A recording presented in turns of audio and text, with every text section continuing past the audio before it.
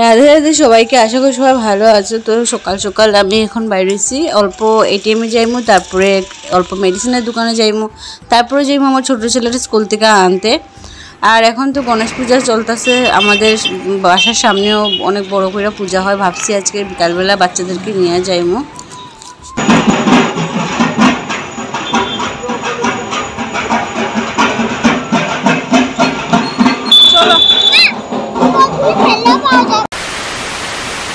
সকাল থেকে তেমন কোনো ব্লগ বানাইছি না, ভালোও লাগতেছিল না। এখানে আমি একটা সবজি সিদ্ধ বসাইছি, একটা রেসিপি বানাইমো আজকে বানাইমো ইরম্বা, যেটা তোমার দাদাদের খাওয়ার বলে খুব ইচ্ছা করছে। পরশুদিন বানাইছিলাম কিন্তু শীতল ছিল না, একটা ছিল, কোনো রকম বানাইছি আর কি। তো বানায় খুব ভালো লাগছে আমাদের খাইতে। তো ভাবছি আজকে বানাই। আজকে আবার বিকালবেলা গ্রহণ আসামেও আছে, মানে পড়ছে গ্রহণের চন্দ্র গ্রহণ। তো মাছ এনে ফ্রিজে রেখা লাভ নেই, কারণ আমাদের তো মাছ থেকেই যায় ফ্রিজে। তার জন্য মাছ আনছি না, আমি শীতল আনছি গিয়া। তো শীতল আনছি, পেঁয়াজ কুচি করছি, ধনিয়া পাতা কুচি করছি, এটা লাস্টে দিব। আর বাকি সবজিগুলো এখানে আমি সিদ্ধ বসাইছি। তো কীরকম বানায় আমি এটার আলাদা একটা ব্লগ বানাবো। আজকে আমি বানাইতেছি ইরম্বা, আর ব্লগের মধ্যে অল্প অল্প দিব, পুরো রেসিপিটা আমি আলাদা করে শেয়ার করবো। তো ধনিয়া ফুরাইছিল ঘরে, সব কিছু তো আমি মানে জিরা এগুলো পেস্ট করছি। ধনিয়াটা ছিল না দাদার দোকানে, মাছের বাজার যেদিন করছিলাম, ওই যে এখন গেলাম এটিএম থেকে টাকা উঠাইলাম, উঠে এই যে ধনিয়া আনলাম। আর অরল ডাল ফুরাইছিল, অরল ডাল আনলাম। মাছের বাজার তো আগেই করে নিয়েছিলাম প্রথম দিকে। তো এটা এখন পেস্ট করবো। অল্প তাওয়াটা গরম করে এগুলো একটু গরম করছি, কারণ ধনিয়াটা হইতে না অল্প সময় লাগায়, চট করে হয় না ধনিয়া। তো জিরাটা আর ধনিয়াটা দুটোটাই আমি তাওয়াটা গরম করে ফ্লেমটা অফ করে দিই, তারপর গরম তাওয়ার মধ্যে রেখে অল্প নাড়ায় নাড়ায় দিয়ে একটু রোস্ট করি। তারপরে না করতে ঝট করে হয়ে যায়, বেশি সময় ঘুরাইতে লাগে না। তো এখন আমি ধনিয়াটা গুঁড়া করবো, কারণ দেখো এই যে জিরা তো করছি, মরিচের গুঁড়াও করছি, এতটুকু ধনিয়া আছে। আর এই 4-5 মাস থেকে যবে আমার অপারেশন হয়েছে তখন থেকে আর হলুদটা প্যাকেট নিয়ে খাই, হলুদটা আর গুঁড়া করি না, কারণ এখন আমার দ্বারা আর সম্ভব না। তো চলো এটাকে গ্রাইন্ড করি। সবার পূজা দেওয়া হয়ে যেতেছে, মাও দিব। এই যে বাচ্চাগুলোরা স্নান করেছে, মাও আইসে স্নান করে, এখন সাবান দিয়ে স্নান করে।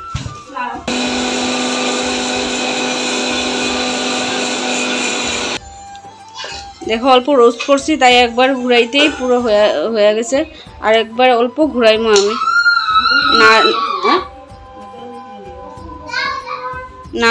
না ঘুরাইলেও হইব, তাও আমি একবার ঘুরাইয়া দিব। আমার তো এখন মানে ইচ্ছে করে না বাইরের পাউডার মশলা খাইতে, ঘরেটা খাই এখন অভ্যাস হয়ে গেছে। কি হয়েছে? ঠাকুর নমস্কার করেছিস? তো কর।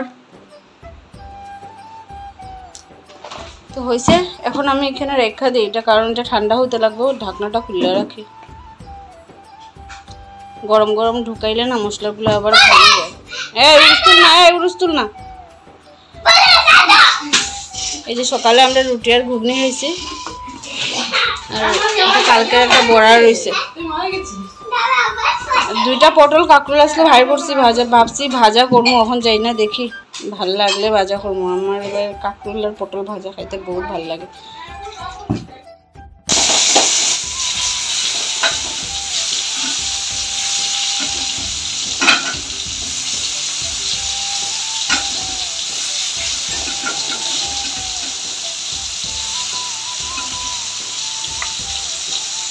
ভাজাটা বসে কমায় দিলাম আর ঢেক্কা দিলাম, মা যত সময় আইব বা খাওয়াই।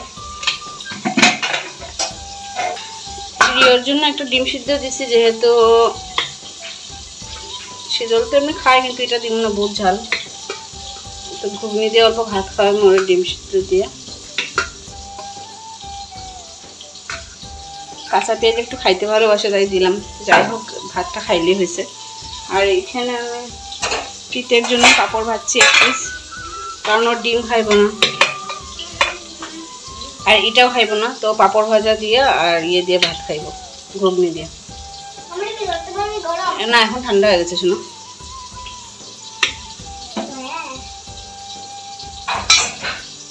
কি পড়েছে দেখো তো শোনা। গণেশ পূজার আজকে লাস্ট দিন, তো ভাবছি বিকালে বাচ্চাদেরকে নিয়ে একটু যাইব। কোনোদিন নিয়ে যাইনি ওরে, তো ভাবছি এবার নিয়ে যাই ওদেরকে একটু। তো দেখি বিকালে ভালো লাগলে খাইয়া দিয়ে যাই।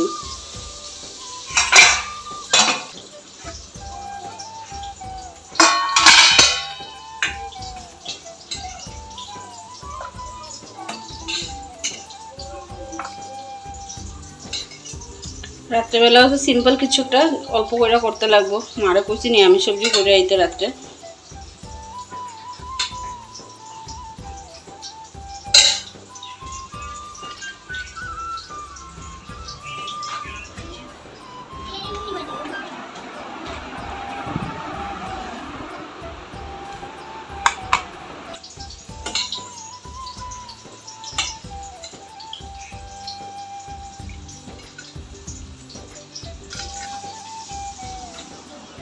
প্রিয় বসো। মোবাইল দেখা দেখা খাবে না, না মুখ বানাচ্ছ কেন? তুমি দেখো, তাহলে ভাইও বলবে ভাইও মোবাইল দেখে দেখে খাবে। শোনো কি করবে, হাসছো দেখো। 9টাকে এমনি করতে হবে এরকম, এই যে এটা ধরো। আগে কিন্তু আমরা যখন ছোট ছিলাম আমাদের মা কিন্তু আমাদেরকে দিয়ে ঠাকুর পূজা দেওয়ানি থেকে ধরো অনেক কিছু ঠাকুরের বাসন টাসন ধোয়াইতো। এখন তো আর এগুলো করা যায় না। আর ছেলেরা যে মানে ঠাকুর প্রণাম করব না, ঘরের কাজ করব না তেমন কিছু না। আমি যতটুকু চেষ্টা করি আমার বাচ্চাদের বয়স হিসাবে ওদেরকে দিয়ে টুকটাক কাজ করানোর, তারপরে রোজ স্নান করে ওদেরকে ঠাকুর প্রণাম করা। কিন্তু অনেক বড় বড় মেয়েরাই দেখছি স্নান করে ঠাকুরকে প্রণাম করে না। এখন থেকেই দরকার, যা দিনকাল পড়ছে বাচ্চারা ভালো শিক্ষা দেওয়ার, ঠাকুরের প্রতি আস্থা রাখার। তো ওইটাই মা হিসাবে যতটুকু পারি করি।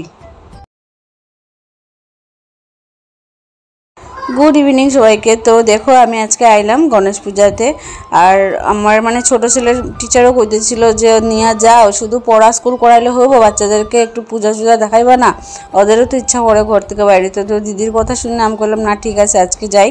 তো আমি, মা আর আমার 2 ছেলে চিন্টুকে নিয়ে আইছি। আর আমার যা আসে নাই ও দোকানে, মানে ওদের দোকানে আর কি। তো আসবো অল্প পরে। তো আমি বাচ্চাদেরকে নিয়ে আগে বাইর হয়ে আইলাম আর অল্প পরে আইবো। আর আমাদের পাড়ার এই মানে গণেশ পূজাতে 3 দিন টানা প্রসাদ খাওয়ায়। এক এক দিন আলাদা আলাদা রকমের প্রসাদ থাকে। খাওয়া দেখো বন্ধুরা সবার ঘরে থাকে, গরিব ধনী সবার ঘরেই থাকে। কিন্তু এই যে লাইনে দাঁড়ায় যে প্রসাদ খাওয়ার খুশিটা, আনন্দটা ওইটা আলাদা। তো ভাবছি আজকে বাচ্চাদেরকে নিয়ে লাইনে দাঁড়াই। আমার যা খুশি ও আইবো, আয়া আমাদেরকে জয়েন করব। আমরা যখন ছোট ছিলাম তখন কিন্তু দুর্গাপূজার কোনো প্যান্ডেলে দেখতাম না যে গণেশ পূজা হইতে। এখন দেখি প্রত্যেক দুর্গাপূজার প্যান্ডেলে গণেশ পূজা হয়। গুয়াহাটি বলো আর শিলচর বলো সব জায়গাতে হয়। ভালো হয়েছে, এখন বাচ্চাদের জন্য অনেক কিছু দেখতে পারবো ওরা।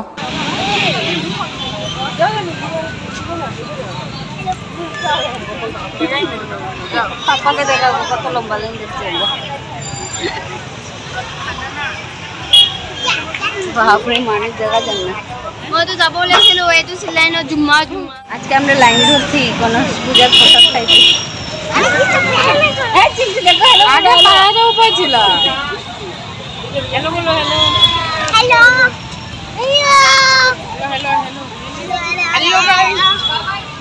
বাচ্চারা নিয়ে তো সম্ভব না দাঁড়ায় এখানে প্রসাদ খাওয়ার। তো প্লাস্টিক নিয়ে আমরা ঘরে আইছি আমাদের গলদিতেই দেখো।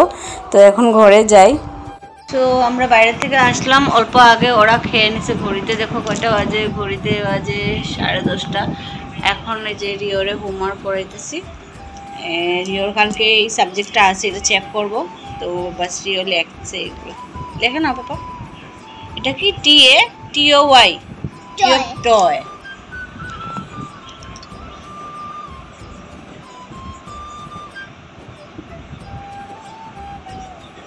তুমি লেখো শোনা। আর ওই যে প্রসাদ হিসাবে আইসক্রিম দিছিল, আমরা ওইখানেই খাইছি। আর দিছে পোলাও আর আলুর দম, এই যে অল্প রাখছি। ও হয়েছে বাচ্চারা আছে প্রসাদ হিসাবে খাইয়ে নিচ্ছে। অ্যাডজাস্টটা এটা মা। আর যে মা এখন ভাত বসাইছে। আর এখানে যে নিরামিষ সবজি আমাদের খাওয়ার জন্য। সবজি ব্যাগ লাগবো না?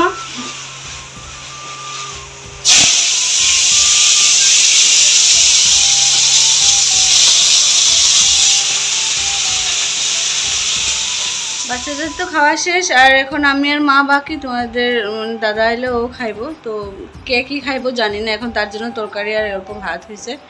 তো চলো আজকের ব্লগটা এতটুকুই থাক। ভিডিওটা যদি ভালো লাগে অবশ্যই লাইক শেয়ার কমেন্ট করে দিও। তো চলো আজকের জন্য গুড নাইট।